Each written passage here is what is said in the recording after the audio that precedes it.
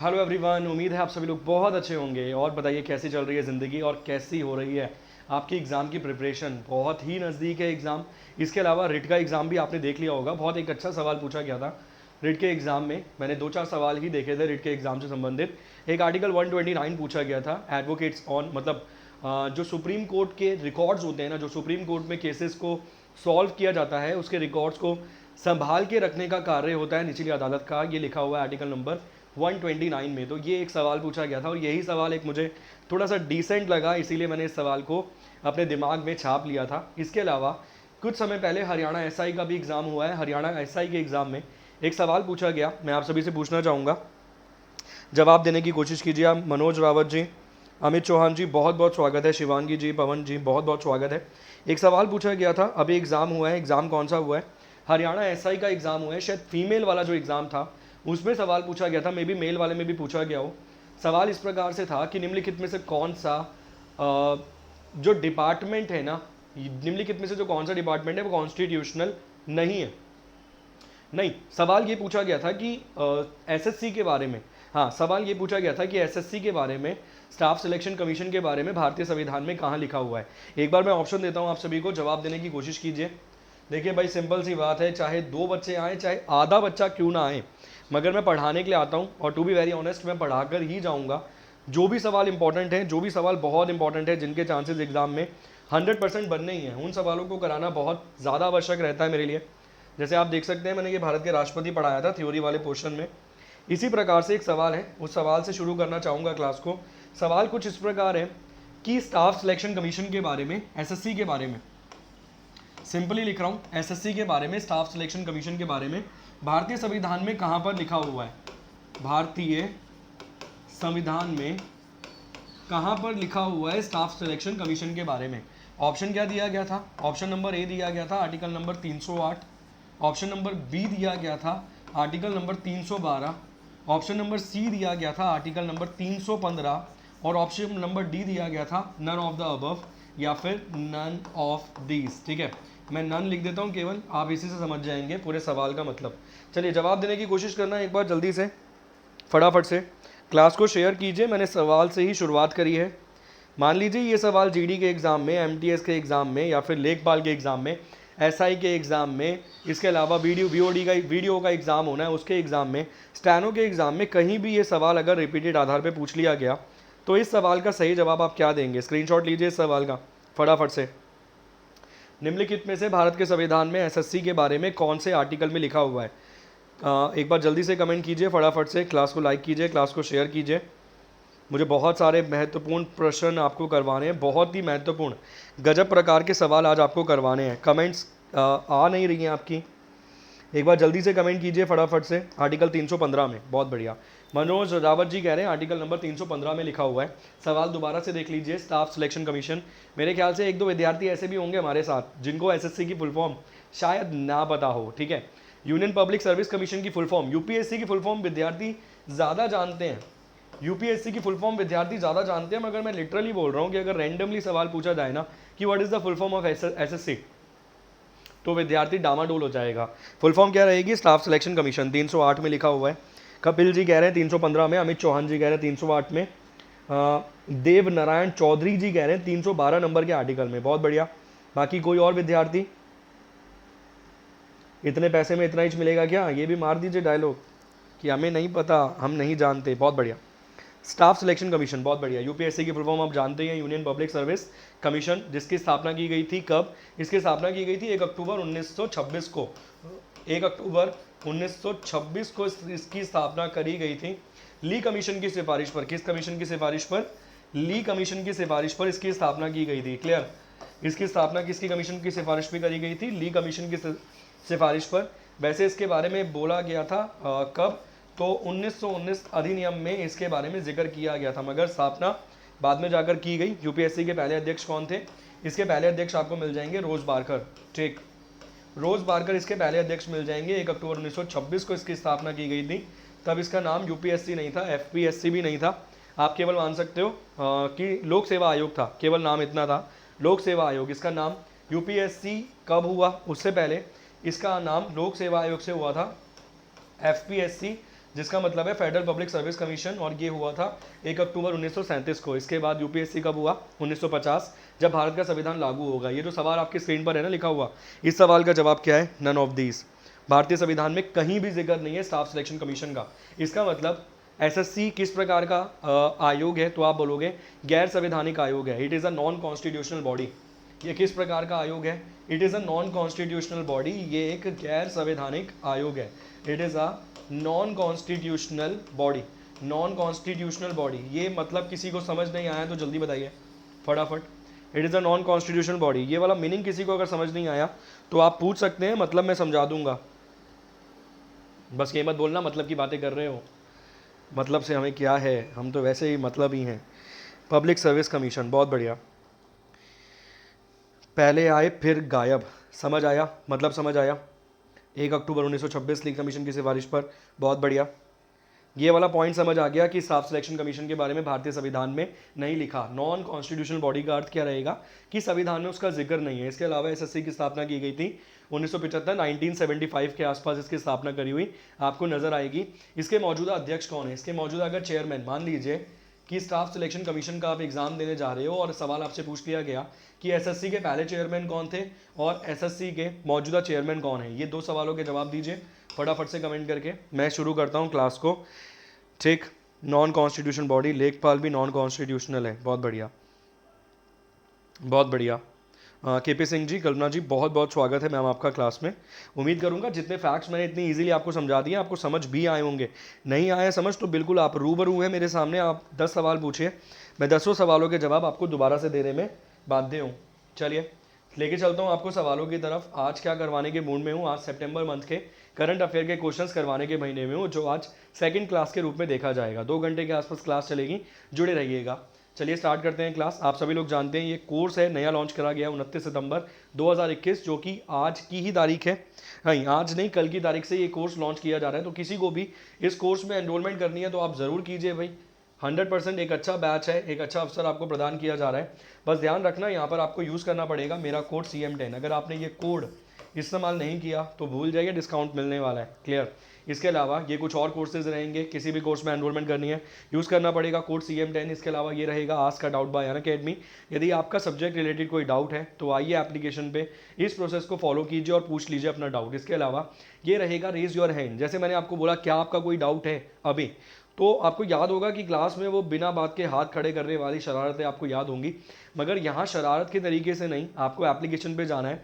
Class के बीच में आपका कोई डाउट आ रहा है तो साइड में ऑप्शन दे रखा है रेज योर हैंड का, हाथ खड़ा कीजिए और पूछ लीजिए आपका सवाल। एजुकेटर आपको बिल्कुल एक तरीके से, बिल्कुल आप मान लीजिए कि लाइव आकर आपको समझाएंगे कि ये इसका सवाल का जवाब है। क्लियर? ये कुछ और अन्य कोर्सेज रहेंगे। इसके अलावा ये रहेगा अनअकैडमी के द्वारा करवाया जाने वाला कॉम्बैट, एवरी संडे करवाया जाएगा। ध्यान रखिए पार्टिसिपेट करने के लिए यूज़ करना पड़ेगा मेरा कोड CM10। दोपहर 12 बजे एवरी संडे 40 सवालों के जवाब देने 50 मिनट में 1 करोड़ की स्कॉलरशिप आपको मिल सकती है, आप जीत सकते हैं। इसके अलावा ये कुछ अन्य कोर्सेज और रहेंगे SSC कैटेगरी के, यहाँ पर भी आपको यूज़ करना है मेरा कोड CM10। चलिए all set, let's crack it. पहला सवाल आपकी स्क्रीन पर आ रहा है। माफ़ी चाहूँगा, वो पॉइंट समझाना ज़रूरी था इसीलिए मैंने थोड़ा सा आपको समझा दिया। सर मैंने 6 महीने के करंट अफेयर के नोट्स बना लिए हैं। बहुत बहुत मुबारकबाद आपको। मैं उम्मीद करूँगा कि आपने अप्रैल महीने से ही करंट अफेयर के नोट्स बनाए होंगे। ठीक, पहला सवाल आपकी स्क्रीन पर है, who is the author of the book the fractured Himalaya. वो बोल रहा है एक किताब है, किताब का नाम क्या है? किताब का नाम है फ्रैक्चर्ड हिमालय। ये जो फ्रैक्चर्ड हिमालय नामक किताब है ये किसके द्वारा लिखी गई है? अच्छा क्वेश्चन है, 15 सेकंड का समय, आप जवाब दीजिए। इसके अलावा आपसे एक सवाल और पूछना चाहूँगा मैं, भारत का सबसे बड़ा या फिर एशिया का सबसे बड़ा टुलिप गार्डन कहाँ मौजूद है? एशिया का सबसे बड़ा टुलिप गार्डन कहाँ पर मौजूद है? चलिए भाई जवाब दीजिए फटाफट से। एशिया का सबसे बड़ा टुलिप गार्डन कहाँ पर मौजूद है? इसके साथ साथ एक सवाल आपसे और पूछना चाहूँगा, ये जो टुलिप गार्डन मौजूद है ना, ये हिमालय की कौन सी पर्वत श्रृंखला के पास मौजूद है, या पर्वत श्रृंखला में मौजूद ये टुलिप गार्डन है? ठीक है, चलिए भाई, हिमालय की कौन सी पर्वत श्रृंखला में मौजूद है ये? एक सवाल आपसे ये भी पूछना चाहूँगा, कम से कम PCS लेवल का सवाल है ये। इस सवाल का जवाब क्या रहेगा? तो 2-3 सवाल आपकी स्क्रीन पर आ गए, जल्दी से जवाब देने की कोशिश कीजिए। Sushil Kumar Yogi ji, very good afternoon. Oh very good evening. अच्छा, IT bank DRDO related question. क्या रहेगा सवाल का सही जवाब? Option number A, option number B, C या फिर डी? 15 सेकंड का समय मैंने आपको दिया था इस सवाल का जवाब देने के लिए। इसको अंडरलाइन कीजिए, अगर पढ़ने का तरीका सही जानना है तो इसको अंडरलाइन कीजिए सबसे पहले। सवाल का जवाब क्या रहेगा? सवाल का जवाब रहेगा निरुपमा रॉय। निरुपमा रॉय रहेगा सवाल का सही जवाब, ऑप्शन नंबर ए रहेगा सवाल का सही जवाब। एशिया का सबसे बड़ा टुलिप गार्डन आपको कहाँ मिल जाएगा? जम्मू और कश्मीर में मिल जाएगा। JNK, जम्मू एंड कश्मीर में मिल जाएगा आपको एशिया का सबसे बड़ा टुलिप गार्डन। इसके अलावा जो पहले खेलो इंडिया विंटर एडिशन वाले गेम करवाए गए हैं, ध्यान से सुनिएगा, पहले खेलो इंडिया विंटर एडिशन वाले गेम, पहले बोल रहा हूं, दूसरे नहीं बोल रहा हूं, ठीक है? वो जो दूसरे करवाए गए हैं वो दूसरा पॉइंट है, मतलब वो दूसरा सवाल है। जिसका पहला वर्जन करवाया गया था लेह के अंदर, दूसरा करवाया गया गुलमर्ग में। यहां पर सवाल है 2021 में, 2021 में जो first version of Khelo India winters game करवाया गया है, first version of Khelo India winters game जो करवाया गया है उसका संस्करण कहाँ पर करवाया गया? सवाल ये। चलिए, खेलो इंडिया विंटर गेम्स जो करवाया गया है, फर्स्ट सीजन जो करवाया गया वो कहाँ पर करवाया गया है? इस सवाल का जवाब दीजिए फटाफट से। देखिए, बिल्कुल आज भी हमारा वही पैटर्न है, उसके हिसाब से हम चीज़ों को टैकल करते हैं। नटालिया शर्मा जी, बहुत बहुत स्वागत है, वेरी गुड इवनिंग। मैं बिल्कुल ठीक हूँ, उम्मीद करूँगा आप भी बहुत अच्छे होंगे। राहुल कुमार पासवान जी, बहुत बहुत स्वागत है सर क्लास में। आपको याद होगा कि रामविलास पासवान जी का कुछ समय पहले ही आप समझ सकते हैं कि किसी कारणवश उनका निधन हुआ है। सवाल ये है सर, रामविलास पासवान जी कौन सा डिपार्टमेंट संभाल रहे थे, कौन सा मंत्रालय? राहुल पासवान जी, आपके लिए सवाल है, रामविलास पासवान जो थे उनके पास कौन सा मंत्रालय था? रामविलास पासवान के पास जो था वो कौन सा मंत्रालय था, वो कौन सा मंत्रालय संभाल रहे थे? इस सवाल का जवाब और दीजिए। इस सवाल का सही जवाब है झांसकर। इस सवाल का सही जवाब है झांसकर। इसको भी इंपॉर्टेंट बना के टिक कर लीजिएगा, ठीक है ना? ये वाला इंपॉर्टेंट क्वेश्चन है, रामविलास पासवान वाला भी। इसके अलावा मैंने एक सवाल देखा था, आज मैं सवाल थोड़ा सा स्किप कर रहा हूँ, उसका सही जवाब था मोदी, मतलब ये वाले मोदी नहीं, सुशील मोदी जो हैं, उस सवाल का सही जवाब था कि पहली बार बिहार के अंदर किसने वो कैलकुलेट करी।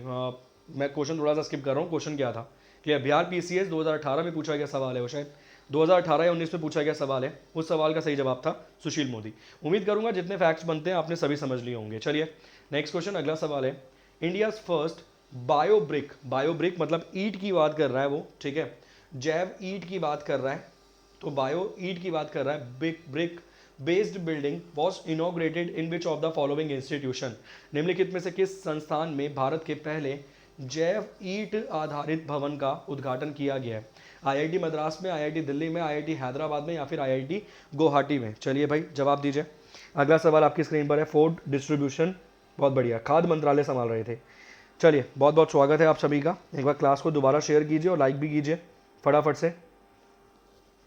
सवाल है, India's first biobrick based building was inaugurated in the which of the following institution? IIT Madras, IIT Delhi, IIT Hyderabad या फिर IIT गुवाहाटी? बहुत अच्छे सवाल हैं। अगर आप मान के बैठे हैं कि आपको एग्जाम क्रैक करना ही है तो यही मान सकते हैं कि यही वो सवाल है जो आपको एग्जाम क्रैक करवा सकते हैं। इसके अलावा आपको ये सवाल कहीं पढ़ने के लिए नहीं मिलेंगे। सवाल का सही जवाब क्या है? अगर सवाल का सही जवाब आप देंगे तो इस सवाल का सही जवाब है IIT Hyderabad, option number C. अब यहां से सवाल बनाने का सही तरीका क्या है? देखिए सर, हैदराबाद को डालिए, अंडरलाइन करिए, बॉक्स में डालिए, हैदराबाद को उठाइए और हैदराबाद को ना ऐसे कनेक्ट कीजिए कि किसकी राजधानी है। आप बोलोगे सर आंध्र प्रदेश की भी राजधानी है और तेलंगाना की भी राजधानी है। कहाँ कहाँ की राजधानी है? आंध्र प्रदेश की भी राजधानी है एवं तेलंगाना की भी राजधानी है। अब कुछ विद्यार्थी होंगे जो कमेंट करके बोलेंगे सर आंध्र प्रदेश की अमरावती है। तो मैंने कई बार ये सवाल पढ़ाया है कि 2015 से लेकर या फिर 2014 जब निर्माण किया गया था तेलंगाना का, तब से लेकर 10 सालों तक, मतलब 2023 तक, इन दोनों की ही राजधानी क्या रहेगी? हैदराबाद। मगर हाँ, अगर आप मैप को उठाकर देखेंगे तो अमरावती कंसीडर की जाती है, मगर अगर आपको रिटर्न में लिखना पड़ेगा या फिर ऑप्शन में दे दिया केवल हैदराबाद ही, तो आपको टिक करना पड़ेगा। अब सवाल इस प्रकार का है सर कि तेलंगाना ने हाल ही में बोला है कि हम मनाएंगे मुक्ति दिवस, हम मनाएंगे लिबरेशन डे, मुक्ति दिवस। तो ध्यान रखना, कब इन्होंने बात करी मुक्ति दिवस की? तो इन्होंने बोला हाल ही में। वो कौन सा राज्य है जिसने बोला मुक्ति दिवस मनाएंगे, लिबरेशन डे? सवाल का जवाब होगा तेलंगाना। 1948-49 के आसपास की बात कर रहा है ये, जब इनको लिबरेशन मिली थी, आज़ादी मिली थी। क्लियर? ऑपरेशन पोलो चलाया गया था, अगर आपको याद होगा, थोड़ा सा भी दिमाग लगाएंगे। ऑपरेशन पोलो किसके द्वारा? तो के मेनन आपको मिल जाएंगे। इसके अलावा मिल जाएंगे सरदार वल्लभ भाई पटेल। 5 दिन के आसपास का पूरा प्रोग्राम था। पंडित जवाहरलाल नेहरू बैठे हुए थे UN में, और जब वापस आए तो आज़ाद मिला हैदराबाद वाला क्षेत्र। क्लियर, उम्मीद करूंगा पॉइंट आपको समझ आ गया। नेक्स्ट क्वेश्चन, अगला सवाल स्क्रीन पर है। The ministry of food processing industries is observing food processing week from which date to which date. खाद्य प्रसंस्करण खाद्य प्रसंस्करण उद्योग मंत्रालय किस तारीख से खाद्य प्रसंस्करण सप्ताह मना रहा है? फूड प्रोसेसिंग इंडस्ट्री के बारे में वो बोल रहा है, और कब से मनाया जा रहा है फूड प्रोसेसिंग वीक? ऑप्शन है 17 से लेकर 13 सितंबर, 6 से लेकर 12 सितंबर, 8 से लेकर 14 सितंबर, या फिर 5 से लेकर 11 सितंबर। क्या रहेगा सवाल का सही जवाब? चलिए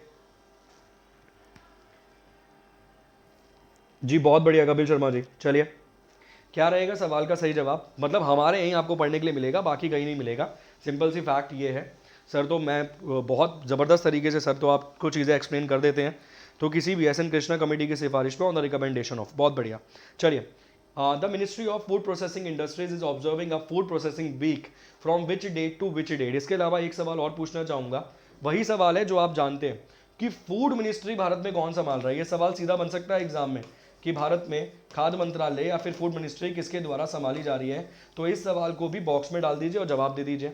सवाल का सही जवाब क्या रहेगा? सवाल का सही जवाब रहेगा 6 से लेकर 12 सितंबर तक मनाया जाएगा फूड प्रोसेसिंग वीक। इसके अलावा एक सवाल और बनेगा, पोषण वीक, पोषण सप्ताह, जिसे हम बोलेंगे न्यूट्रिशन वीक या फिर न्यूट्रिशन मंथ। न्यूट्रिशन वीक नहीं, न्यूट्रिशन मंथ ही बोलेंगे।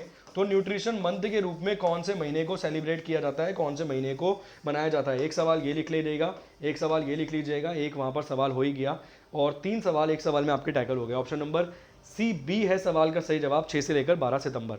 नेक्स्ट क्वेश्चन, अगला सवाल आपकी स्क्रीन पर है। In order to boost tourism, सबसे पहले टूरिज्म को डालिए बॉक्स में और कमेंट करके बताइए इंटरनेशनल टूरिज्म डे कब मनाया जाएगा? अंतर्राष्ट्रीय टूरिज्म दिवस, अंतर्राष्ट्रीय पर्यटन दिवस, इंटरनेशनल टूरिज्म डे, अंतर्राष्ट्रीय पर्यटन दिवस कब मनाया जाएगा? एक सवाल का जवाब ये दीजिए फटाफट से, और उसके बाद आगे पढ़िए सवाल। In order to boost tourism in Uttar Pradesh, a cruise service has been started from Varanasi to town. Uttar Pradesh में पर्यटन को बढ़ावा देने के लिए वाराणसी से किस शहर के लिए क्रूज सेवा की शुरुआत करी गई है? क्रूज सेवा, उम्मीद करूंगा आप समझ रहे हैं, वो पानी वाले नौका जहाज की वो बात कर रहे हैं। तो उसी क्रूज सेवा की शुरुआत करी गई है। सवाल यहाँ पर यह है कि वाराणसी से लेकर वो किस टाउन तक जाएगी सेवा। आज के पेपर में DFCCIL वाला जो एग्जाम हुआ है उसके पेपर में सवाल पूछा गया कि भारत में जो पहली ट्रेन थी वो चलाई गई थी 16 अप्रैल, भारत में जो पहली ट्रेन थी वो चलाई गई थी 16 अप्रैल 1853 को। ठीक, 16 अप्रैल 1853 को ट्रेन चलाई गई थी। कुल कितनी दूरी उसने तय करी थी? जो बॉम्बे से लेकर थाने तक ट्रेन चलाई गई थी उसने कुल मिलाकर कितनी दूरी तय करी थी? चलिए भाई, इस सवाल का जवाब दे दीजिए। कल वो जो SI वाला, मतलब SI वाला जो एग्जाम हुआ है उस पेपर में सवाल पूछा गया था, चौरी चौरा कांड कब हुआ था? चौरी चौरा जो कांड था वो कब हुआ था? ऐसे दिए गए थे ईयर, जनवरी 1922, फरवरी 1922, मार्च 1922, अप्रैल 1922। अब दीजिए जवाब, ये थे ऑप्शन, अप्रैल 1922। इस प्रकार से सवाल पूछा गया था और यही है एग्जैक्ट पैटर्न सवाल पूछे जाने का। चलिए, कल के दिन ही मनाया गया था, कल के दिन ही मनाया गया था, बहुत बढ़िया। 27 सितंबर को सालाना मनाया जाता है क्या? अंतर्राष्ट्रीय कुमार पशुपति कुमार पारस, आप बता रहे हैं मंत्रालय संभाल रहे हैं। इंटरनेशनल टूरिज्म डे की आप बात कर रहे हैं तो आपको मिल जाएगा कब? 27 सितंबर को मिल जाएगा। नेशनल वाला कब मिलेगा? अगर केवल वो नेशनल पूछ जाए कि नेशनल टूरिज्म डे कब मनाया जाएगा तो इस सवाल का सही जवाब क्या होगा? चौरा चौरी घटना वाला देख लीजिए। इस सवाल का सही जवाब क्या था? इस सवाल का सही जवाब था 34 किलोमीटर, 34 किलोमीटर के आसपास की जर्नी आपको दिखा देगा बॉम्बे से लेकर थाने तक। ये सभी सवालों को याद रखना, ये सभी सवाल एग्जाम में पूछे जाते हैं। क्लियर? वाराणसी से लेकर कहाँ तक चलाएगी तो आप जवाब दोगे सर यूपी के एग्जाम के लिए भी इंपॉर्टेंट है, UPSI में पूछा जाएगा सवाल। सवाल का जवाब है चुन्नार। कहाँ से कहाँ तक चलाई जाएगी क्रूज सेवा? वाराणसी से लेकर चुन्नार तक। क्लियर? चौरा चौरी कब हुआ? 1922 फरवरी के महीने में, 4-5 फरवरी के आसपास आपको तारीख नजर आएगी। जी बहुत बढ़िया, 5 फरवरी 1922 को हुआ चौरा चौरी वाला जो कांड हुआ वो हुआ। क्लियर? अब आजकल डेट बेस्ड सवाल पूछे जाते हैं, वो वाला पैटर्न उसने बदल दिया। ठीक, इस सवाल का जवाब समझ आ गया, इस सवाल का जवाब समझ आ गया, इंटरनेशनल टूरिज्म डे समझ आ गया 27 सितंबर, उस सवाल का जवाब है चुन्नार। बहुत बढ़िया। नेक्स्ट सवाल, अगला सवाल स्क्रीन पर है। Asian development bank has approved a 150 million about rupees 1095 crore loan for a sustainable housing project for the urban poor in which state? एशियाई विकास बैंक ने किस राज्य में शहरी गरीबों के लिए एक स्थायी आवास परियोजना के लिए 150 मिलियन लगभग 1095 करोड़ रुपए के ऋण को मंजूरी दी है? सवाल यहाँ पर यह है किस राज्य की वो बात कर रहा है जिस राज्य में इस प्रोजेक्ट के लिए इतने पैसे को मंजूरी दी गई है। इसको डालिए बॉक्स में, यहाँ से इसको डालिए बॉक्स में। इसका हेडक्वार्टर कहाँ पर मौजूद है और इसकी स्थापना कब हुई थी, इसकी स्टैब्लिशमेंट कब हुई थी? यहाँ से इन दो सवालों को डालिए बॉक्स में। चलिए क्या रहेगा सवाल का सही जवाब फटाफट। रमन जी बहुत बहुत स्वागत है सर क्लास में। चलिए बहुत बढ़िया। अब डेट वेट पे प्लीज़ थोड़ा डेट वेट पर फोकस कीजिए, मतलब कौन सी तारीख को कौन सी घटना घटी है, इस प्रकार के सवाल अब डायरेक्ट पूछे जा रहे हैं एग्जाम में। ठीक, मेरा टारगेट है आज 50-60 के आसपास सवाल हैं फरवरी महीने के। मेरा बिल्कुल टारगेट है कि सारे ही करवा दिए जाएं आज के ही मतलब दिन में, ताकि तुम्हारी ये 2 स्लाइड जो हैं वो 2 स्लाइड्स तो कंप्लीट हो जाएं कम से कम मेरी तरफ से। कल को तुम्हें ये ना लगे कि भैया हमारे एग्ज़ाम में सवाल आया sir today you are looking poor, अच्छा गरीब तो हम हैं ही। महाराष्ट्र बहुत बढ़िया, आंध्र प्रदेश, तेलंगाना, उड़ीसा या फिर तमिलनाडु।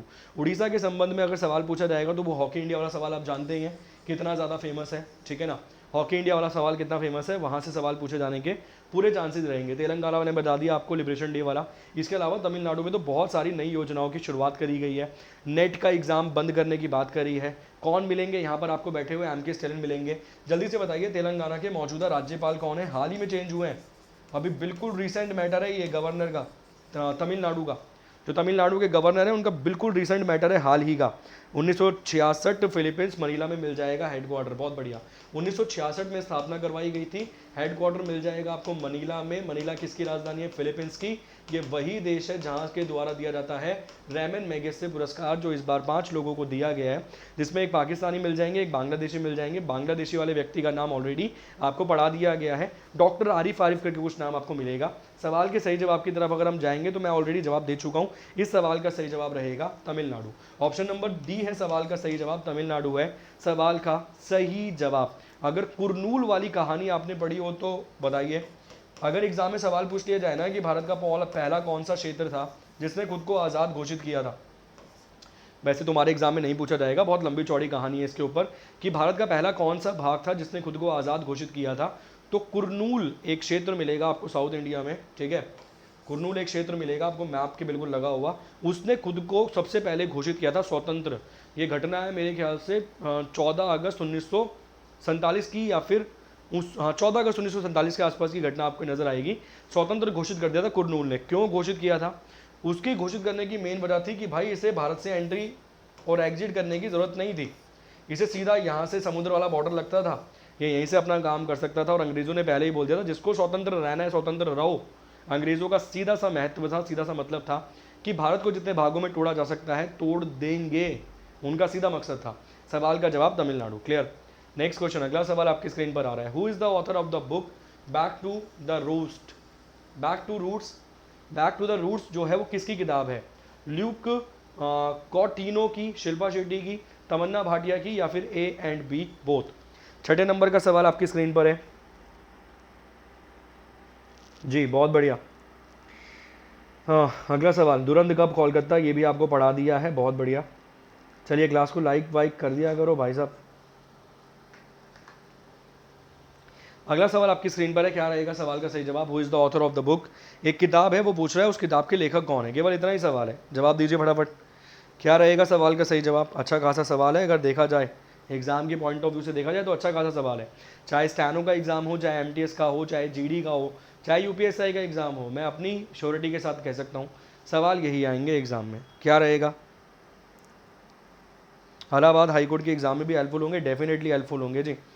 आप एआरओ के एग्जाम में बैठोगे वहाँ भी हेल्पफुल होंगे, आप पीसीएस में बैठोगे तब भी हेल्पफुल होंगे, सवाल यही पूछे जाएंगे। ठीक, ऑप्शन नंबर डी, बहुत बढ़िया। सवाल का सही जवाब क्या है? सवाल का सही जवाब है ऑप्शन नंबर डी, लुके कॉन्टिनो और शिल्पा शेट्टी के द्वारा, दोनों के द्वारा एक किताब लिखी गई है जिस किताब का नाम क्या है? Back to the roots.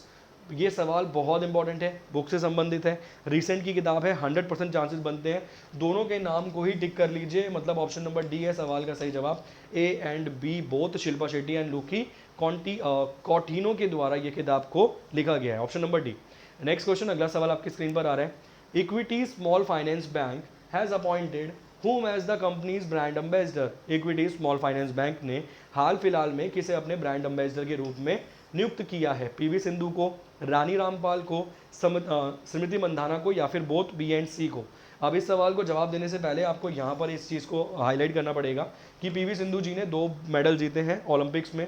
एक मेडल जीता था 2016 रियो ओलंपिक में, इसके अलावा एक मेडल जीता है 2020 वाला इवेंट जो 2021 में हुआ है, वहाँ जीता है उन्होंने ब्रॉन्ज मेडल। यहाँ जीता था सिल्वर मेडल। किस खेल से संबंधित है? तो बैडमिंटन की खिलाड़ी हैं। किस राज्य से आती हैं? केवल इतना बता दीजिए आप, पीवी सिंधु जी का संबंध किस राज्य से है? एक सवाल तो यहाँ ये हो गया। इसके अलावा स्मृति मंदाना आप जानते हैं, बहुत फेमस क्रिकेटर हैं, इनके बारे में आप अच्छे से जानते होंगे। रानी रामपाल जी से सवाल एग्जाम में बन सकता है। सवाल कुछ इस प्रकार बन सकता है कि भारत की टीम ने महिलाओं की टीम ने शायद पहली बार ही इस बार प्रवेश किया था। ब्रॉन्ज मेडल के लिए भारत की टीम लड़ी है ओलंपिक्स में और हार गई है। हारने वाली टीम किस टीम से हारी है, उसका नाम बताइए। भारत की जो फीमेल टीम है वो ओलंपिक में हॉकी वाले टूर्नामेंट में, हॉकी वाले मैच में ब्रॉन्ज मेडल हार गई है। किससे हारी है वो ब्रॉन्ज मेडल? और रानी रामपाल कौन है? हॉकी टीम की आपको कैप्टन मिल जाएंगी रानी रामपाल। हॉकी टीम की आपको कैप्टन मिल जाएंगी रानी रामपाल। राजीव गांधी खेल रत्न पुरस्कार से भी सम्मानित किया जा चुका है इन्हें, इस पॉइंट को भी याद रखना। अब दीजिए सवाल का सही जवाब। चलिए क्या रहेगा सवाल का सही जवाब? बहुत बढ़िया सवाल है, अगर आप ढंग से फोकस करेंगे तो। क्लियर? सवाल का सही जवाब क्या रहेगा? सवाल का सही जवाब रहेगा बोथ बी एंड सी, मतलब ऑप्शन नंबर डी है सवाल का सही जवाब। रानी रामपाल और स्मृति मंदाना दोनों को ही अपॉइंट किया गया है ब्रांड एम्बेसडर के रूप में। किस बैंक ने अपॉइंट किया है? तो इक्विटीज स्मॉल फाइनेंस बैंक ने। इस सवाल के बहुत चांसेस हैं एग्जाम में पूछे जाने के। और इसके अलावा अगर ग्रुप डी के एग्जाम की अनाउंसमेंट कर दी गई तो मान लीजिए ब्रांड एम्बेसडर पूछेगा ही पूछेगा वो, कि कौन किसका ब्रांड एम्बेसडर है। क्लियर? उम्मीद करूंगा ये वाला फैक्ट और ये वाला पॉइंट भी आपको अच्छे से समझ आ गया होगा। एक क्वेश्चन ये छोड़ा है और एक क्वेश्चन केवल आपके लिए ये छोड़ा है कि भारत ब्रॉन्ज मेडल किससे हारा है? हॉकी टीम से। वो कौन सी हॉकी टीम है जिससे ओलंपिक में भारत ब्रॉन्ज मेडल हारा है? महिलाओं वाली स्पर्धा में। क्लियर? मेल्स वालों में तो हम जीते हैं। क्लियर? नेक्स्ट क्वेश्चन, अगला सवाल आपकी स्क्रीन पर है। सवाल है, when is the international day of clean air for blue skies observed every year? हर साल नीले आसमान के लिए स्वच्छ हवा का अंतर्राष्ट्रीय दिवस कब मनाया जाता है? इसके अलावा हाल फिलहाल में भारत में एक सबसे बड़ा एयर प्योरीफायर लगाया गया था। सबसे बड़ा जो एयर प्योरीफायर लगाया गया था वो कौन से केंद्रीय शासित प्रदेश में लगाया गया था? इस सवाल का जवाब दीजिए फटाफट से। सबसे बड़ा एयर प्योरीफायर जो लगाया गया था वो कौन से केंद्रीय शासित प्रदेश में लगाया गया था? In which union territory? In which union territories? क्या रहेगा सवाल का सही जवाब? चलिए जल्दी से जवाब देने की कोशिश कीजिए फटाफट से। 7 सितंबर, 8 सितंबर, 6 सितंबर, 5 सितंबर। इन सवालों का जवाब ग्रेट ब्रिटेन, बहुत बढ़िया। मैन जर्मनी 7 सितंबर। वो 7 अगस्त वाला सवाल तो याद है ना, कौन से डे के रूप में मनाया जाएगा? 7 अगस्त। 7 अगस्त वाला याद है ना? 7 अगस्त वाला जैवलिन थ्रो डे, ये वाला भी याद रखना भाई, एग्जाम में पूछा जाएगा ये भी। जैवलिन थ्रो डे किस डे को मनाने की घोषणा करी गई है? तो जैवलिन डे थ्रो डे किस दिन? भाला फेंक दिवस 7 अगस्त। 7 मार्च को मनाया जाता है जन औषधि दिवस। 7 मार्च को आपको मनाते हुए नजर आएंगे जन औषधि दिवस। क्लियर? 7 अप्रैल को आपको मनाते हुए नजर आएंगे मेंटल हेल्थ डे। क्लियर? 7 अप्रैल को आपको मनाते हुए नजर आएंगे वर्ल्ड मेंटल हेल्थ डे। ये सभी फैक्ट्स और पॉइंट्स आपको याद रखने पड़ेंगे। सवाल का सही जवाब क्या है? 7। तो 7 एकम 7, 7 दूनी और 7 7 जा 49। आप समझते ही हैं। तो मतलब जितने 7 से संबंधित सवाल बन सकते हैं उतने ही साथ साथ पढ़ते चलिए ताकि अच्छी और तैयारी हो जाए एग्जाम में। बहुत बढ़िया। अगर एयर प्योरीफायर वाले सवाल के जवाब की बात करें सबसे बड़े, तो सवाल का जवाब क्या मिल जाएगा? सबसे बड़ा जवाब मतलब सबसे बड़ा एयर प्योरीफायर वाला जवाब मिल जाएगा चंडीगढ़। क्लियर? सवाल का सही जवाब मिल जाएगा चंडीगढ़। नेक्स्ट क्वेश्चन, अगला सवाल स्क्रीन पर है।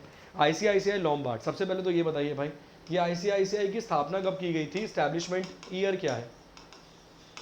स्टैब्लिशमेंट ईयर क्या है? ये सवाल आज भी पूछा जाता है एग्जाम में। ICICI Lombard has received the final node from IRDAI। Second सवाल यहाँ पे ये बनता है IRDAI की फुल फॉर्म क्या है? इजीली आप बता देंगे। इंश्योरेंस रेगुलेटिंग, अगर इतना भी आपको याद है तो आप इजीली टिक कर देंगे एग्जाम में। Clear? 4 acquisition of which general insurance company? ICICI Lombard को किस सामान्य बीमा कंपनी के अधिग्रहण के लिए IRDAI से अंतिम मंजूरी मिली है? मतलब आईसीआईसी जो लॉम्बार्ड इंश्योरेंस एक कंपनी है वो बोल रही है कि मैं इस कंपनी का अधिग्रहण कर रही हूँ और ये भी एक इंश्योरेंस कंपनी है और इसकी मंजूरी किससे लेनी थी, IRDAI से इसकी मंजूरी लेनी थी, जो कि फाइनल मंजूरी मिल गई है। अब सवाल ये है कि किसके अधिग्रहण की बात कर रहा है, किस कंपनी को खरीदने की वो बात कर रहा है, बस इतना सवाल है। चलिए, हैको जनरल इंश्योरेंस, भारतीय एक्सा लाइफ, डिजिट इंश्योरेंस या फिर बजाज अलायंस, क्या रहेगा सवाल का सही जवाब। चलिए विमला जी, बहुत बहुत स्वागत है क्लास में। चलिए सवाल आपकी स्क्रीन पर है, जवाब देने की कोशिश कीजिए भाई फटाफट से। अच्छे सवाल हैं, ये वही सवाल हैं जो एग्ज़ाम में आपको दूसरों से तो कम से कम आगे खड़ा कर देंगे आसानी से।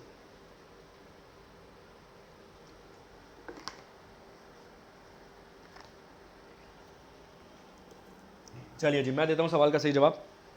सवाल का सही जवाब है भारतीय एक्सा, ऑप्शन नंबर बी। देखिए करंट के सवाल आपको मिल गए। इसके अलावा स्टैटिक जीके में 2 सवाल बनेंगे, IIT का हेडक्वार्टर कहाँ मौजूद है या फिर इसकी फुल फॉर्म पूछ जाएगा। इसके अलावा ICICI की जो स्टैब्लिशमेंट ईयर है वो कौन सा है, इन सवालों को नोट डाउन कर लीजिए। मैं उम्मीद कर रहा हूँ कि ये बहुत बेसिक चीज़ें आपको आती होंगी। 1994 में आपको मिल जाएगा, 2002 में जो गवर्नमेंट वाला था उसको प्राइवेट कर दिया गया। मैं उम्मीद कर रहा हूँ कि आपको आता है, ठीक। तो ये वाला इसलिए मैं आपको नहीं समझाता हूँ चीज़ों को, ठीक। क्लास डेली आपको 8 बजे मिल जाएगी, same time same place same person with same personality. Clear, personality में भी चेंज नहीं आया। नेक्स्ट क्वेश्चन, अगला सवाल आपकी स्क्रीन पर है। The government has appointed whom as the new managing director of solar energy corporation of India. अच्छा सवाल है, मान लीजिए आना ही आना है सवाल में। जैसे पहला सोलर अलायंस, वो UAE वाला, यूनाइटेड अरब एमिरेट्स वाला, आपको याद होगा 2017-18 के आसपास का सवाल है वो। तो इसी आधार पर सवाल पूछा जा रहा है कि भाई पहला solar energy corporation of India का जो मैनेजिंग डायरेक्टर है वो कौन बनाया गया है। The government of India whom has appointed the managing director of solar energy corporation of India. सबसे पहले तो इस सवाल का जवाब दीजिए कि सरकार ने भारतीय सौर ऊर्जा निगम के प्रबंधक निदेशक के रूप में किसे नियुक्त किया है। इसके अलावा एक सवाल आपसे और पूछूंगा, जियो थर्मल एनर्जी, जो ज़मीन से निकलने वाली ऊर्जा होती है, आपने देखा होगा वो पानी की निकलते हैं, बहुत गर्म गर्म स्रोत होते हैं। तो जियो थर्मल एनर्जी का जो भारत में पहला प्रोजेक्ट है वो कौन से राज्य या केंद्रीय शासित प्रदेश में लगाने के बारे में फाइनल कर दिया गया। चलिए क्या रहेगा सवाल का सही जवाब जी, चारू चौहान जी, बिल्कुल बहुत इजीली आप जवाब दे देंगे। 1994 में आपको गवर्नमेंट वाला मिलेगा, 2002 में उसको बिल्कुल ही प्राइवेट कर दिया गया। अगर आज भी आप ICICI बैंक के ऑफिस में विजिट करेंगे ना, तो एक छोटा सा कैबिन आपको नजर आएगा जिसमें गवर्नमेंट वाला व्यक्ति बैठा होता है, ठीक। क्या रहेगा सवाल का सही जवाब, सवाल का सही जवाब रहेगा option number D, Suman Sharma. सवाल का सही जवाब रहेगा option number D, Suman Sharma. जियो थर्मल एनर्जी के लिए भारत में जो पहला प्रोजेक्ट लगाने की बात की गई है, उस सवाल का सही जवाब मिलेगा लद्दाख। उस सवाल का सही जवाब क्या मिलेगा, उस सवाल का सही जवाब मिलेगा लद्दाख। आपको याद होगा हाल फिलहाल में मैंने आपको एक सवाल पढ़ाया था अनअकैडमी लर्नर एप्लीकेशन पे। सवाल कुछ इस प्रकार था कि भारत में सबसे बड़ा संसदीय क्षेत्र कौन सा है। जैसे मान के चलिए मैंने आपसे पूछा कि मोदी जी का संसदीय क्षेत्र क्या है, तो आप बोलोगे सर वाराणसी है। मैं बोलूँगा एक्यूरेट, बिल्कुल एग्जैक्टली राइट, आपने ठीक बोला। इसी प्रकार से मैंने बोला भारत में सबसे बड़ा संसदीय क्षेत्र कौन सा है, कि वहाँ से एक सांसद चुन के आता है और जो एरिया वाइज देखा जा रहा है ना, तो वो एरिया सबसे बड़ा है। राज्य सबसे बड़ा है ये नहीं बोल रहा हूँ, मैं बोल रहा हूँ एरिया में वो जो संसदीय क्षेत्र है जहाँ से एक सांसद चुन के आ रहा है वो सबसे बड़ा है। तो सबसे बड़ा संसदीय क्षेत्र भारत में कौन सा है, लद्दाख है। सबसे छोटा कौन सा है, चांदनी चौक है। स्मॉलेस्ट कौन सा है, तो स्मॉलेस्ट आपको मिल जाएगा चांदनी चौक। क्लियर, ये 2 सवालों के जवाब तो आपको मिल गए। एक सवाल और नया बना था 2018 में, वो सवाल कुछ इस प्रकार से है कि जनसंख्या के अनुसार भारत का सबसे बड़ा संसदीय क्षेत्र कौन सा है। आप बोलोगे सर उत्तर प्रदेश है, ठीक है। आशु Mishra ji, any problem sir, कोई दिक्कत है। अंशुल जैन जी, आप समझे नहीं सवाल को, अब मैं दोबारा इसीलिए मैं बार बार रिपीट कर रहा हूँ क्वेश्चन को कि सर सिंपल सा सवाल है। मैं बोल रहा हूँ कि कितने मेंबर चुने जाते हैं अगर बात करें लोकसभा में, तो आप बोलोगे सर 543, क्योंकि 2 जो वो नॉमिनेटेड थे एंग्लो इंडियन, उन्हें हटा दिया गया। क्लियर, 104वां संविधान संशोधन आपने देखा होगा, इसके साथ साथ आपने वो भी देखा होगा आर्टिकल नंबर 331 और 333 में। क्लियर, अब मैं सवाल यहाँ पर ये पूछ रहा हूँ कि सर जो एक मेंबर चुना जाता है वो किसी क्षेत्र से आता है, तो उस आधार पर जो सबसे बड़ा संसदीय क्षेत्र है वो लद्दाख है। सबसे छोटा कौन सा है, चांदनी चौक, कि भाई एक छोटा सा संसदीय क्षेत्र है, वहाँ से एक MP जीत कर आ रहा है, कहाँ पर, पार्लियामेंट में बैठ रहा है, लोकसभा में। उनका नाम क्या था जो चांदनी चौक से जीते थे, उनका नाम आपको मिल जाएगा हर्षवर्धन। ये वही हर्षवर्धन है जो हुआ करते थे इस देश के कौन से मिनिस्टर, तो आप बोलोगे सर हेल्थ डिपार्टमेंट संभाल रहे थे। इन सवाल का जवाब मिल गया, इसका मिल गया। आप मुझे बता दीजिए क्षेत्रफल की दृष्टि से भारत का सबसे बड़ा संसदीय क्षेत्र कौन सा है। मैंने पढ़ाया हुआ है ये वाला सवाल, ठीक है। क्षेत्रफल की दृष्टि से तो आपको लद्दाख मिल गया। जनसंख्या की दृष्टि से अकॉर्डिंग टू पॉपुलेशन, भारत का सबसे बड़ा संसदीय क्षेत्र कौन सा है? इस सवाल का जवाब दीजिए। उम्मीद करूंगा शिवांगी साय जी, सुशील कुमार योगी जी, आप दोनों को इस सवाल याद आ गया होगा, इवन विमला जी, आप सभी को ये एप्लीकेशन में पढ़ाया है मैंने। चलिए नेक्स्ट क्वेश्चन, अगला सवाल है, who is the author of the book a Bangladesh war symmetry 1971 radio dispatch? A Bangladeshi war 1971 radio dispatch पुस्तक के लेखक कौन है? चलिए भाई, who is the author of the book, ये किताब है, किताब किसके द्वारा लिखी गई है? देखिए अगर बात करें ना 1971 वाले वॉर की, तो इसकी पृष्ठभूमि बहुत पहले 1968-69 में ही रख दी गई थी। और हम जानते थे ये बात, मतलब ये हमें पता थी, हमारा पड़ोसी देश है, तो हम ये बात जानते थे कि भाई पाकिस्तान जो है वो ईस्ट पाकिस्तान वाले लोगों पर बहुत ज़्यादा अत्याचार कर रहा है। वहाँ पर आपको जनरल बैठे हुए जो मिलेंगे वो उस समय मिलेंगे यह्या खान करके आपको वहाँ जनरल बैठे हुए मिलेंगे। इसके अलावा वहाँ पे आपको मिलेंगे जुल्फिकार अली भुट्टो, ठीक है, जुल्फिकार अली भुट्टो वहाँ पर आपको बैठे हुए नजर आएंगे। अब ये जो यह्या खान है भाई, ये वहाँ बहुत ज़्यादा अत्याचार कर रहा है, ईस्ट पाकिस्तान वाले क्षेत्र में लोगों को मार रहा है, कतलेआम मचा रहा है। वैसे रफली एक डाटा दिया जाता है कि 1 करोड़ के आसपास लोगों को मार दिया गया था। क्यों मार दिया गया? भाषा की विभिन्नता के आधार पर। भाई वो मुस्लिम्स हैं मगर वो भाषा बोल रहे हैं कौन सी? बंगाली। वो बंगाली टच आ रहा है उनकी भाषा में, तो अपना नहीं मान रहे। जो मेन पाकिस्तान वाला लैंड है वो लोग इनको अपना नहीं मान रहे, इसीलिए भाई लैंड खाली कराने के लिए मार रहे हैं लोगों को। अब वो लोग भाग भाग कर वेस्ट बंगाल पहुंच रहे हैं। अब ये बात भारत जानता है ऑलरेडी, और कहते हैं कि भारत में लगभग 1 करोड़ के आसपास शरणार्थी आ गए थे और भारत के ऊपर सालाना 300 करोड़ रुपए की ज़्यादा बजट बैठ रहा था, मतलब उनके ऊपर 300 करोड़ का खर्चा हो रहा था। और भारत की जो माल्य हालत थी वो इतनी ज़्यादा अच्छी नहीं थी उस समय। और उसके बाद इंदिरा गांधी जाएंगी, दौरा करेंगी बहुत सारे कंट्रीज़ का, बहुत सारे देशों का, अमेरिका जाएंगे, अमेरिका के राष्ट्रपति से जाकर मिलेंगी। क्लियर? मैं राष्ट्रपति का नाम थोड़ा सा स्किप कर रहा हूँ। अमेरिका के, उनसे सबसे खराब संबंध रहे हैं आज तक के इतिहास में भारत के, वो जो राष्ट्रपति थे उनसे मैं थोड़ा सा नाम स्किप कर रहा हूँ उनका, उस राष्ट्रपति का। इसके अलावा वो जाएंगी और कंट्रीज़ में भी जाएंगी, हेल्प मांगेंगी। इसी बीच में जाएंगी यूएसएसआर और वहाँ जाकर डील होगी। कौन सी वाली? वो डील होगी जिसमें ये कहा जाएगा कि भारत पे हमला मतलब यूएसएसआर पे हमला, और यूएसएसआर पे हमला मतलब भारत पे हमला। ऐसा क्यों किया? यूएसएसआर तो एक इतनी बड़ी शक्ति था, फिर भी यूएसएसआर ने इस प्रकार का स्टेप क्यों लिया? तो कहा जाता है कि यूएसएसआर ये बात जानता था कि भाई चाइना तो किसी का सगा है नहीं, ठीक है, और अगर यूएसएसआर को एशिया में अपना दबदबा बनाना है तो भारत को अमेरिका से बचाना ज़रूरी है। इसी वजह से भारत को सपोर्ट करा यूएसएसआर ने, और ये बात कही कि भाई अगर आप पे हमला हुआ तो हम अपने ऊपर हमला मानेंगे। उसके बाद मीटिंग होगी, किसके साथ मीटिंग होगी? तो सैम मानेकशॉ उस समय आपको मिल जाएंगे, आर्मी हेड मिल जाएंगे भारत के। सैम मानेकशॉ के साथ मीटिंग होगी इंदिरा गांधी की। सैम मानेकशॉ के साथ मीटिंग में और भी बहुत सारे कैबिनेट मिनिस्टर शामिल होंगे। इंदिरा गांधी को सैम मानेकशॉ बोलेंगे कि मैडम लीजिए मेरा इस्तीफा, मैं रिज़ाइन करने के लिए तैयार हूँ, मगर पाकिस्तान से युद्ध नहीं लड़ सकता क्योंकि हम इस समय अगर युद्ध लड़ने गए तो हार जाएंगे। इसके बाद सभी कैबिनेट मिनिस्टर को बाहर भेज के इंदिरा गांधी बोलेंगी कि ऐसा क्या हो गया सैम कि आप ऐसी मतलब बात मुझसे कह रहे हो। तो पूरी स्टोरी बताएंगे कि हमारे पास बहुत कम इक्विपमेंट्स हैं, हमारी जो तोपें हैं वो काम नहीं कर रही, अभी हम 65 का युद्ध लड़के आए हैं पाकिस्तान के साथ, और अभी हमारे पास इतने सारे इक्विपमेंट्स भी नहीं है, इतनी कंडीशन में नहीं हम कि हम युद्ध लड़ पाएँ। और इसके अलावा एक रीज़न वो और देंगे कि जिस मौसम में आप युद्ध करने की बात कर रहे हो, मई जून में, उस समय बांग्लादेश मतलब ईस्ट पाकिस्तान वाले क्षेत्र में आता है मानसून, और छोटे छोटे गड्ढे में नदियाँ बन जाते हैं, इसलिए थोड़ा वेट कीजिए। वेट करने के बाद जब मैं सही समय होगा आपको बताऊंगा युद्ध करना है। इंदिरा गांधी वेट करेंगे और 3 दिसंबर 1971 को पाकिस्तान पहल करेगा युद्ध की। उसके बाद ऐसा मुंह तोड़ जवाब दिया जाएगा कि 16 दिसंबर 1971 को एक नया देश आज़ाद करवा दिया जाएगा, एक नया देश एशिया की भूमि पर बन जाएगा जिसका नाम होगा बांग्लादेश। वैसे बांग्लादेश अपना आज़ादी दिवस मनाता है 26 मार्च 1972 को। बांग्लादेश के सबसे बड़े नेता थे बांगा बंधु शेख मुजीबुर रहमान, जिन्हें बांगा की उपाधि दी गई थी। और अगर इस किताब के बारे में बात करें, किताब लिखी गई थी उल बर्रुआ के द्वारा। ऑप्शन नंबर है। क्लियर? फैक्ट समझाना थोड़े ज़रूरी हैं, इसमें बहुत सारे सवाल बन जाते हैं, ठीक है। जिम्मी कार्टर मिलेंगे क्या, ऐसा आप बोल रहे हैं? ठीक है, क्लास को लाइक वाइक कर दिया करो भाई साहब, तुम तो मतलब मुझे लगता है कि यार लाइक वाइक करना तो छोड़ ही दिया है, किसे लाइक कर रहे हो? ठीक, जितने फैक्ट्स बनते हैं सारे समझ आ गए होंगे, उम्मीद करूंगा आपको सारे के सारे। जिम्मी कार्टर आपको मिलेंगे, आप जिम्मी कार्टर आप बता रहे हैं, ठीक है। वैसे ठीक है, अगर जिम्मी कार्टर आप बोल रहे हैं तो होंगे। वो पहले राष्ट्रपति थे, उन्होंने एक ऐसी मांग करी थी, उन्होंने बोला था भारत की मदद करेंगे मगर डिवैल्यूएशन ऑफ मनी करना पड़ेगा, मुद्रा की जो वैल्यू है ना, मतलब इंडिया की जो वैल्यू है डॉलर के सामने, वो इक्वल नहीं मानेंगे हम। हम कैलकुलेट करके देखेंगे। तो पहली बार डिवैल्यूशन ऑफ मनी कब किया गया?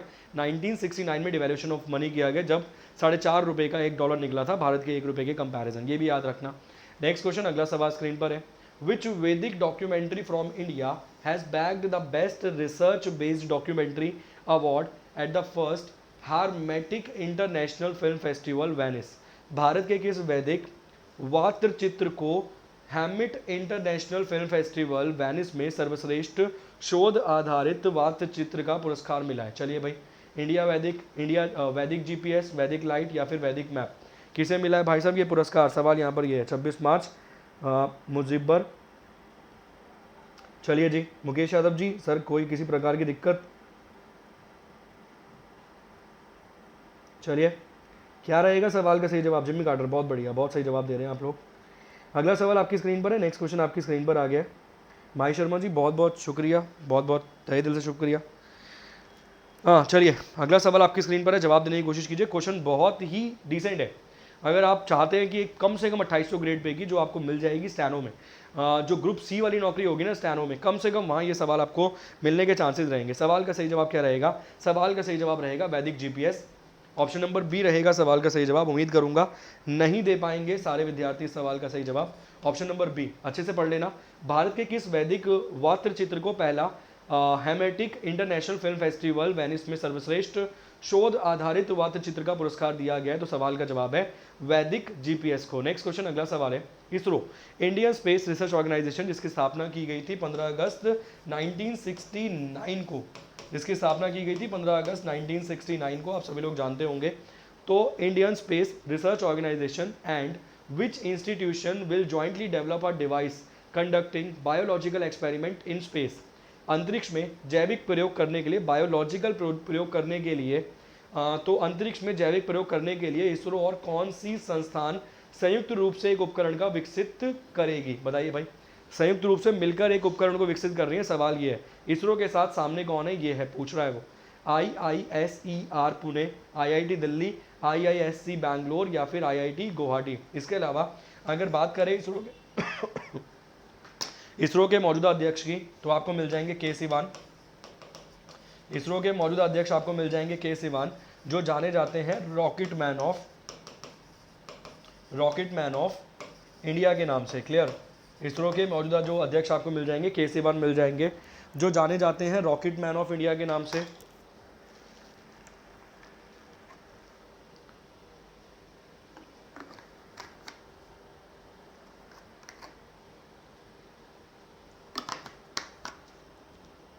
हेडक्वार्टर आप सभी लोग जानते हैं, आपको कहाँ मिलेगा? बेंगलुरु में। बेंगलुरु कहाँ मिलेगा? कर्नाटका में मिलेगा। सवाल का सही जवाब है IISc बैंगलोर। और बैंगलोर को बैंगलोर के नाम से वो जानेगा, संस्थानों के नाम नहीं बदले जाते। सर प्रयागराज का नाम बदला गया, मगर इलाहाबाद हाईकोर्ट का नाम आज भी इलाहाबाद हाईकोर्ट ही है, तो संस्थानों के नाम नहीं बदले जाते। इसी प्रकार से वहाँ पे वो IISc बैंगलोर ही लिखेगा, बेंगलुरु नहीं लिखेगा। जबकि बैंगलोर का नया नाम क्या रखा गया? बैंगलोर 2013 में, उसका सिंबल है B और U। क्लियर? भारत का पहला ऐसा शहर था जिसने अपना खुद का चिन्ह निकाला था, B और U, बेंगलुरु का B और U। इसके अलावा जो मिसाइल मैन ऑफ इंडिया मिल जाएंगे वो कौन मिलेंगे? अब्दुल कलाम साहब। मिसाइल मैन ऑफ इंडिया कौन मिलेंगे? तो आप जवाब देंगे, मिसाइल मैन ऑफ इंडिया मिलेंगे अब्दुल कलाम साहब। अब्दुल कलाम साहब आपको मिल जाएंगे मिसाइल मैन ऑफ इंडिया के रूप में, जो भारत के राष्ट्रपति के रूप में भी कार्य कर चुके हैं। कब से लेकर कब तक? तो 2002 से लेकर 2007 तक भारत के राष्ट्रपति के रूप में कार्य करेंगे। कौन? APJ अब्दुल कलाम साहब। बहुत ही महत्वपूर्ण व्यक्ति हैं। अगर बात करें तो 1998 में जो टेस्ट किया गया था ऑपरेशन शक्ति, 1998 में 11 मई और 13 मई 1998 को टेस्ट किया गया था ऑपरेशन शक्ति, तो उसमें एक महत्वपूर्ण भूमिका निभाने वाले साइंटिस्ट थे जिनका नाम था क्या? तो आप बोलोगे सर APJ अब्दुल कलाम साहब। इसके अलावा 11 मई को सालाना मनाया जाता है कौन सा दिवस? टेक्नोलॉजी डे, अंतर्राष्ट्रीय नहीं, राष्ट्रीय टेक्नोलॉजी दिवस। क्लियर? सभी फैक्ट समझ आ गए। नेक्स्ट क्वेश्चन, अगला सवाल स्क्रीन पर है। विच ऑर्गेनाइजेशन विल सेट अप आत्मनिर्भर Bharat corners across 75 Indian missions embassies across the world in collaboration with the ministry of external affairs? कौन सा संगठन विदेशी मंत्रालय के सहयोग से दुनिया भर में 75 भारतीय मिशन दूतावास में आत्मनिर्भर भारत कोनों की स्थापना करेगा? मतलब आत्मनिर्भर भारत के ना कॉर्नर्स बनाएगा, मतलब वहाँ पर एक कॉर्नर्स बनवा देगा आत्मनिर्भर भारत के रूप में। अगर मेरे हिसाब से स्कीम को आप देखेंगे ना, तो वो ये बोलने की कोशिश कर रहा है कि अगर आप दूसरी कंट्री में बैठे हैं, वहाँ भी आत्मनिर्भर होकर काम करना चाहते हैं, तो वी विल हेल्प यू, हम आपकी मदद करेंगे, इस प्रकार से। अब सवाल यहाँ पर ये है कि किस ऑर्गेनाइजेशन से, विच ऑर्गेनाइजेशन विल सेटअप, ये कौन सा संगठन है जो सेटअप करेगा आत्मनिर्भर भारत के कॉर्नर्स दुनिया के 75 एम्बेसीज में। वो दुनिया का कौन सा देश है जिसकी सबसे ज़्यादा एम्बेसी है? तो मिल जाएगा आपको चाइना। पहले हुआ करता था अमेरिका, अमेरिका सेकंड नंबर में मिलेगा, चाइना मिलेगा आपको प्रथम पे। क्लियर? 180 के आसपास उसकी एम्बेसीज आपको नजर आएंगी। KVIC, ट्राइब्ड, नेफेड या फिर एपेडा। चलिए, क्या रहेगा सवाल का सही जवाब? जल्दी जवाब देने की कोशिश कीजिए भाई फटाफट से। Option number A, option number B, C या फिर डी। ये सभी चीज़ों को आपको याद रखना पड़ेगा, बहुत दिमाग से खेलना होता है एग्जाम में सर। एग्जाम में बहुत कम समय मिलता है। अगर आप मान के चलिए, आपको कई बार लगता होगा कि यार आज भी हम वही वो सवाल पढ़ रहे हैं कि 15 अगस्त 1969 को स्टैब्लिशमेंट हुई थी। सर बहुत मिनटों का खेल होता है एग्जाम में। अगर एक मिनट भी आप इधर उधर हुए ना हल्का फुल्का सभी, तो मान लीजिए कि बंटा धार। सवाल का सही जवाब क्या है? ट्राइब्ड रहेगा सवाल का सही जवाब। जल्दी बताइए ट्राइब्ड की फुल फॉर्म क्या है, फटाफट जल्दी बताइए ट्राइब्ड की फुल फॉर्म क्या है? What is the full form of tribed? Clear? उम्मीद करूंगा जितने फैक्ट्स बनते हैं आपने समझ लिए होंगे इस सवाल के बारे में भी। नेक्स्ट क्वेश्चन है, who has been appointed as the managing director of import export bank of India? सबसे पहला सवाल तो यही बनेगा, एक्सिम बैंक की स्थापना कब हुई थी? इसकी स्टैब्लिशमेंट डेट बताइए भाई। स्टैब्लिशमेंट कब करवाई गई थी एक्सिम बैंक की? अगर इकोनॉमिक्स में थोड़ा सा भी चीज़ें आपने पढ़ी हैं, सचिन तेंदुलकर कमेटी आपने पढ़ी है, नरसिम्हन कमेटी आपने पढ़ी है, तो एक्सिम बैंक भी आपने ज़रूर पढ़ा होगा। बताइए भाई, एक्सिम बैंक की स्थापना कब करी गई? और सवाल है, भारतीय निर्यात आयात बैंक के प्रबंधक निदेशक के रूप में किसे नियुक्त किया गया है? हर्षा भूपेंद्र बांगरी, रेणु कर्ण, सुनीता महेश्वरी या फिर मीना गणेश? चलिए जवाब दीजिए भाई। क्या रहेगा सवाल का सही जवाब? 1920 कैसे बोल रहे हो यार? चलिए जी, क्या रहेगा सवाल का सही जवाब? जल्दी जवाब देने की कोशिश कीजिए फटाफट से। एक्सपोर्ट इंपोर्ट बैंक के कौन चुने गए हैं अध्यक्ष? सवाल केवल यहाँ पर ये है, जवाब देने की कोशिश कीजिए। और प्लीज़ अगर कोई इतनी श्योरिटी से आपको बोल रहा है ना कि स्टैब्लिशमेंट डेट याद रखिए, पूछेगा वो डायरेक्ट आपसे पूछ जाएगा कि नाबार्ड की स्थापना कब हुई थी, तो आपको बताना पड़ेगा 12 जुलाई 1982 को स्थापना की गई थी नाबार्ड की। ठीक, इसी प्रकार से ये सवाल यहाँ तक तो करंट अफेयर पे है। यहाँ क्या बनेगा? यहाँ बनेगा स्टैटिक जी के। और मैं उम्मीद कर रहा हूँ कि कम से कम ये सिंपल सिंपल फैक्ट्स हो आपने पढ़ रखे हैं। ठीक, 1982, बहुत बढ़िया। सवाल का सही जवाब क्या रहेगा? इस सवाल के सही जवाब की बात करें तो हर्षा भूपेंद्र बांगरी रहेगा सवाल का सही जवाब। ऑप्शन नंबर ए।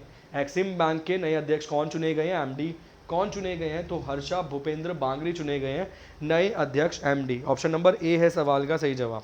नेक्स्ट क्वेश्चन, अगला सवाल स्क्रीन पर है, which has become the 19th buffalo breed in India to be recognized by the national bureau of animal genetic resources? राष्ट्रीय पशु अनुवांशिक संसाधन ब्यूरो द्वारा मान्यता प्राप्त भारत में 19वीं भैंस की नस्ल कौन सी बनाई गई है? एक सवाल आपसे और पूछूंगा, इसका हेडक्वार्टर कहाँ मौजूद है? National bureau of animal genetic resources का हेडक्वार्टर भारत में कहाँ पर मौजूद है? जैसे आपसे पूछा जाता है कि भाई साहब मिल्क का जो मिलेगा ना हेडक्वार्टर, जैसे करनाल में मिल जाएगा, इसी प्रकार से national bureau of animal genetic resources का हेडक्वार्टर कहाँ मौजूद है? किस राज्य में इसका संस्थान मौजूद है? इस प्रकार से सवाल है। और वो जो भैंस की 19वीं नस्ल चुनी गई है वो कौन सी है? मुर्रा, सुरती, दोनिया या फिर मंडा? क्या रहेगा सवाल का सही जवाब?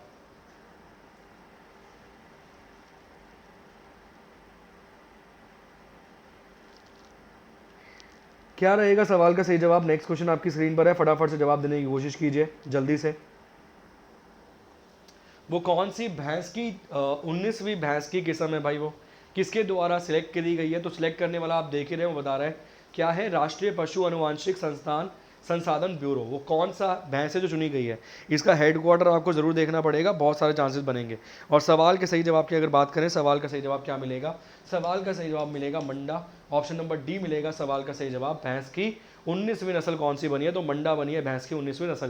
क्वेश्चन इंपॉर्टेंट है, 100% चांसेस है कि चांसेस बन जाए एग्जाम में पूछे जाने के। इसका हेडक्वार्टर बताइए फटाफट से, नहीं बताएंगे तो फिर मैं बताऊंगा। नेक्स्ट क्वेश्चन, अगला सवाल, union minister for environmental Shri Bhupender Yadav, ठीक है, पर्यावरण मंत्री कौन है? इसको यहाँ से हाईलाइट कर लीजिएगा सीधा। कि भारत में केंद्रीय पर्यावरण मंत्री कौन है, तो आप जवाब देंगे भूपेंद्र यादव ने 132 शहरों के लिए शहर की हवाई कार्य योजना कार्यनिर्वहन की भौतिक और वित्तीय स्थिति पर नजर रखने के लिए कौन सा पोर्टल लॉन्च किया है। Union minister of environment Shri Bhupender Yadav has launch which portal for trafficking और physical as well as financial status of city air action plan implementation of 132 cities.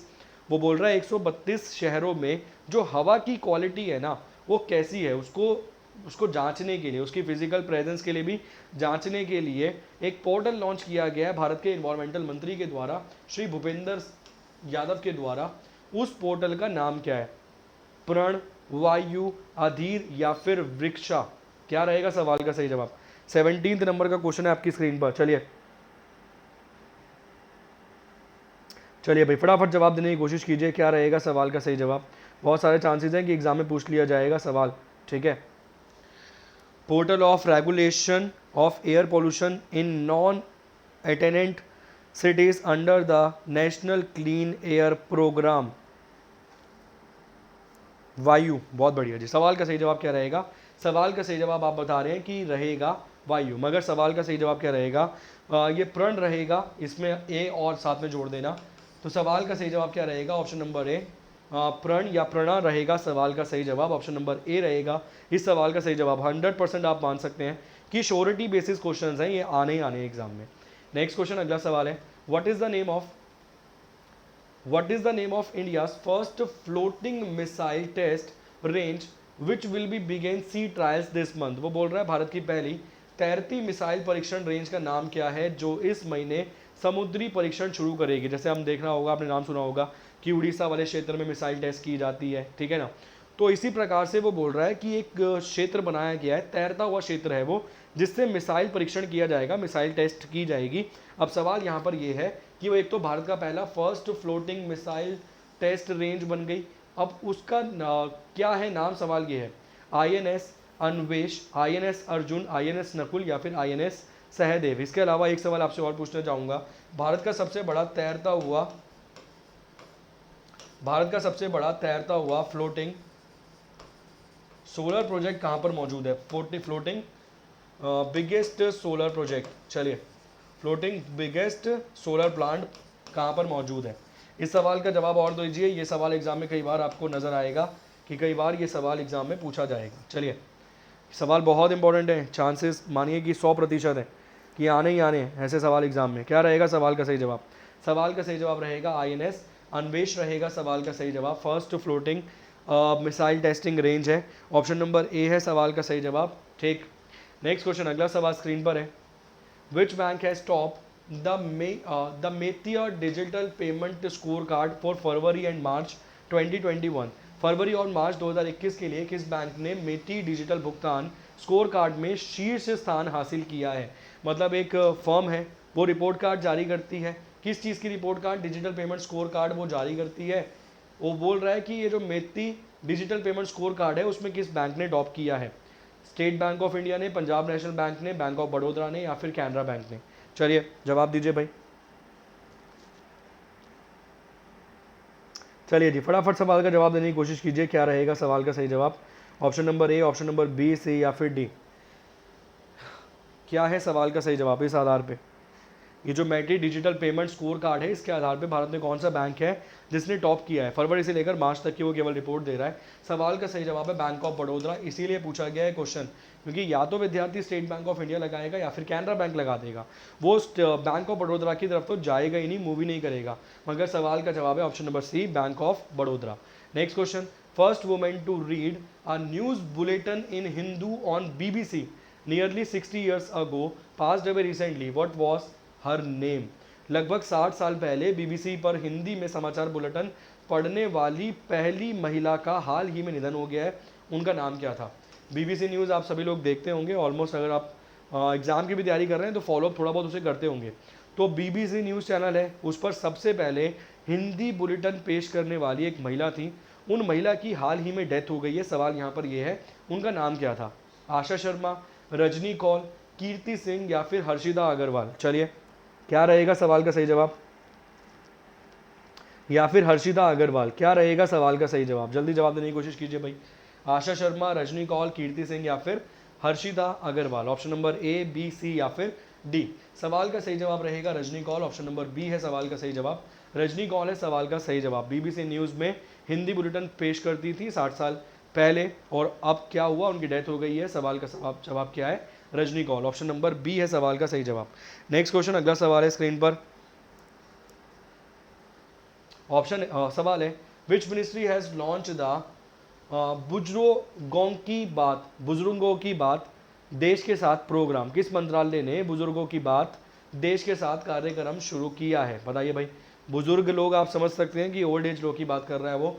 तो बुजुर्गों की बात देश के साथ प्रोग्राम भारत के किस मंत्रालय के द्वारा एक नई पहल है? ऑप्शन है, मिनिस्ट्री ऑफ टूरिज्म के द्वारा, मिनिस्ट्री ऑफ ट्राइबल अफेयर्स के द्वारा, कल्चर के द्वारा या फिर डिफेंस के द्वारा। 21वें नंबर का सवाल। चलिए,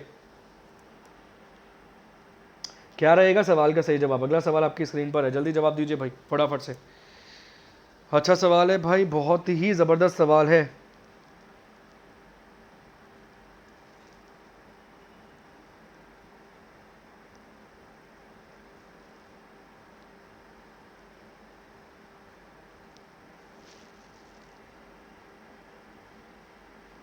चलिए भाई फटाफट जवाब देने की कोशिश कीजिए, क्या रहेगा सवाल का सही जवाब? Option number A, B, C या फिर D. Ministry of tourism, ministry of tribal affairs, ministry of culture या फिर मिनिस्ट्री ऑफ डिफेंस। सिंपल सवाल है, अगर आप इजीली टैकल करेंगे तो आराम से काम चल जाएगा। कि कहीं ना कहीं वो संस्कृति की बात कर रहा है, अगर बुजुर्गों से संबंधित भी कोई बात कर रहा है। सवाल का जवाब है ऑप्शन नंबर सी। बस ये बता दीजिए इसके करंट मिनिस्टर कौन है, इसके मौजूदा मंत्री कौन है, इसके करंट मिनिस्टर कौन है। इस सवाल का जवाब दे दीजिए, केवल उतने से काम आपका चल जाएगा। नेक्स्ट क्वेश्चन, अगला सवाल है, विच स्टेट और union territory has receive it's first pollen calendar which can help identify potential allergy triggers? किस राज्य या केंद्र शासित प्रदेश ने अपना पहला परगा कैलेंडर प्राप्त किया है जो संभावित एलर्जी ट्रिगर की पहचान करने में मदद करेगा? मतलब जो एलर्जी होती है ना भाई, उसे आइडेंटिफाई करने में वो मदद करेगा। Has receive first pollen calendar, वो कौन सा राज्य या केंद्र शासित प्रदेश है जिसने सबसे पहले ये हासिल किया है? लद्दाख, गुजरात, वेस्ट बंगाल या फिर चंडीगढ़? क्या रहेगा सवाल का सही जवाब? चलिए, संध्या टॉक्स जी, यश जी सिंह, बहुत बहुत स्वागत है सर। रो क्यों रहे हो, क्या हो गया? क्या रहेगा सवाल का सही जवाब? चलिए भाई जवाब दीजिए फटाफट से। अच्छा सवाल, बहुत ज़बरदस्त सवाल है। वो कौन सा केंद्र शासित प्रदेश है, लद्दाख, गुजरात, वेस्ट बंगाल या चंडीगढ़, जिसने हासिल किया है सबसे पहले क्या first pollen calendar card? Pollen calendar की बात कर रहा है जो आइडेंटिफाई करेगा पोटेंशियल एलर्जी ट्रिगर्स को। ठीक, और सवाल का सही जवाब क्या रहेगा? सवाल का सही जवाब रहेगा चंडीगढ़। ऑप्शन नंबर डी रहेगा सवाल का सही जवाब। चंडीगढ़ के संदर्भ में अगर बात करें तो भारत का सबसे बड़ा जो एयर प्योरीफायर है वो कहाँ लगाया गया? चंडीगढ़ में लगाया गया। इसके अलावा चंडीगढ़ में आपको राजधानी नजर आएगी किसकी?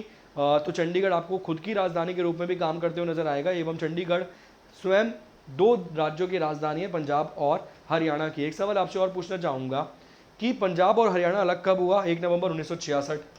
1 नवंबर 1966 को पंजाब और हरियाणा अलग हुआ था। सवाल ये है कि पंजाब और हरियाणा को एक कब किया गया था ब्रिटिश के द्वारा?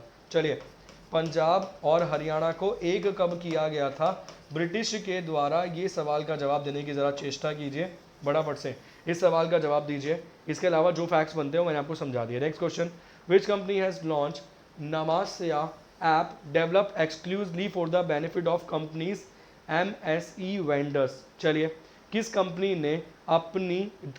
ने कंपनी के MSE विक्रेताओं के लाभ के लिए विशेष रूप से विकसित नामास्या ऐप लॉन्च किया है? बताइए भाई, वो कौन सी कंपनी है जिसने मीडियम स्मॉल माइक्रो इंटरप्राइजेस की वो बात कर रहा है इस आधार पे, जिसके लिए लॉन्च किया है एक एप्लीकेशन का नाम क्या है? नामास्या एप्लीकेशन है। चलिए, सेल ने, नैल्को ने, गेल ने या फिर NHPC ने? बिडिंग के काम आएगा, इस प्रकार से बात कर रहा है बस वो केवल। अगर बात करें तो आपको मिल जाएगा नैल्को माइक्रो स्मॉल इंटरप्राइजेस योग एप्लीकेशन। क्लियर? मैंने आपको बता दिया, सिंपल रूप से मैंने बता दिया था, माइक्रो एंड स्मॉल इंटरप्राइजेस के रूप में वो बात कर रहा है। सवाल का सही जवाब क्या है? सवाल का सही जवाब रहेगा नैल्को। ऑप्शन नंबर बी रहेगा इस सवाल का सही जवाब। नेक्स्ट क्वेश्चन, अगला सवाल है, the union government has approved how much amount for Airbus Tata project to build 56 C-95 transport aircraft to replace the old Avro 748 planes of Indian Air Force। केंद्र सरकार ने इंडियन एयरफोर्स के पुराने एवरो 748 विमानों को बदलने के लिए 56 C-95 परिवहन विमान बनाने के लिए एयरबस टाटा परियोजना के लिए कितनी राशि को मंजूरी दी है।